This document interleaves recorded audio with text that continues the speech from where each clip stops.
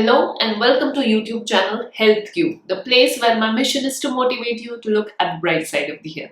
I am your host physiotherapist Meghana, and in today's video I'm going to talk to you about some of the relaxation techniques that you as a parent can use at home in order to help your child suffering from cerebral palsy. So, interested in learning about this topic? Make sure to watch this video till the end. Let's begin. Friends, most of the parents whose kids are suffering from cerebral palsy are always concerned about what they do from their end to help their child overcome the difficulties and impairment that he or she experiences in their day-to-day life. Spasticity is one such impairment. I believe spasticity is one of the most difficult thing to deal with when it comes to managing cerebral palsy. Spasticity is nothing but an excessive tension that's present in the muscle. This hypertonicity does not allow the movements to happen freely.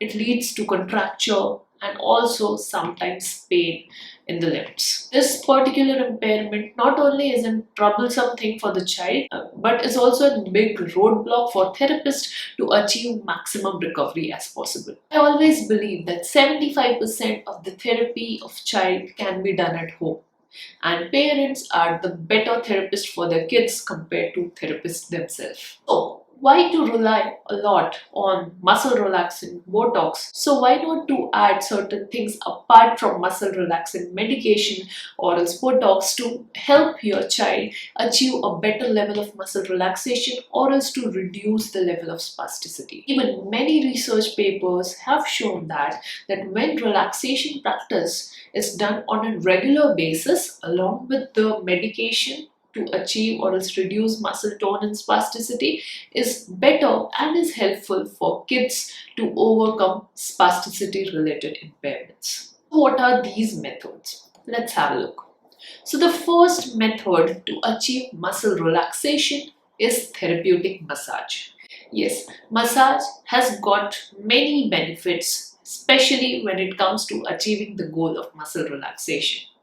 Massage technique not only improves the blood circulation in the muscle area but also helps in subsidizing or else relaxing the overactive nerve endings that are present. Relaxation technique, especially through massage, also helps in maintaining a good amount of blood flow in the muscle and thus achieving reduction in the level of muscle tone.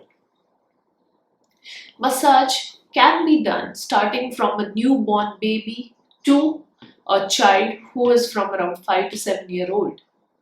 Even though there are a lot of controversy and many doctors tell you that massage is not advisable for CP child, and the reason behind this is the wrong technique.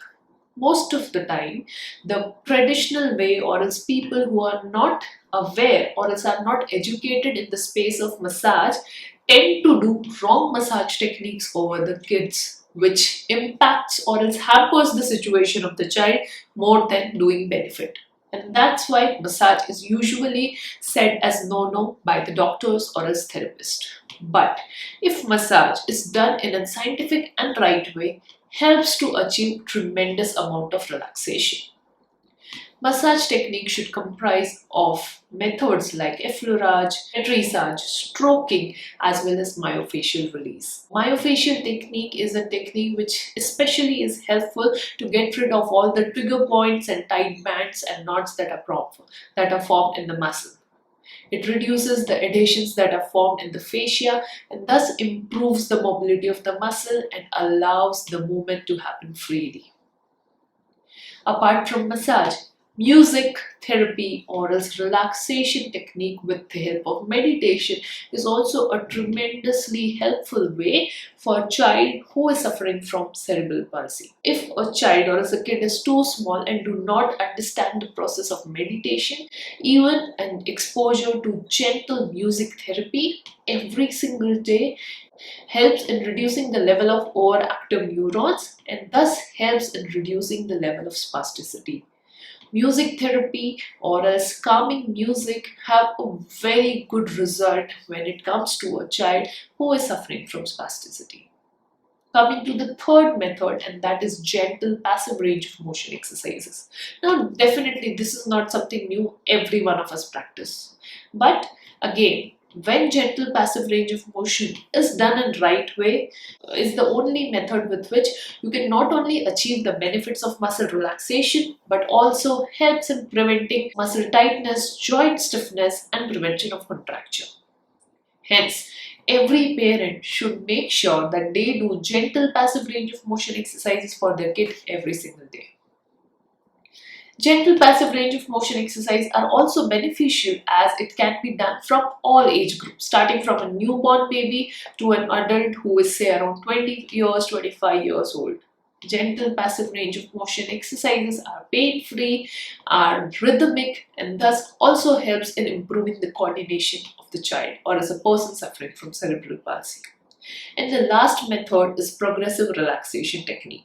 This method was invented by Dr. Jacobson, and it's a very popular method and is not only used in cerebral palsy management but is also very helpful and is useful in anxiety disorders, stroke cases, muscular pain cases. So there are multiple uses of this method. Basically, in this progressive relaxation technique, the patient has taught to voluntarily first contract the muscle and then gradually relax those muscles.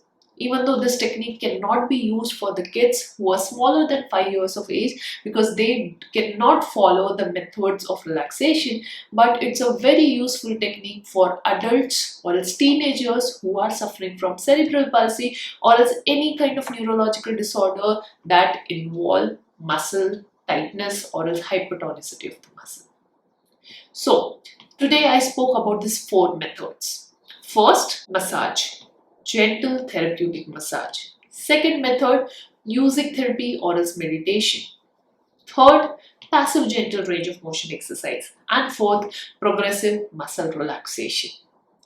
Any of the method can be used by any of the parents at home, but make sure that you learn this technique very well with your therapist.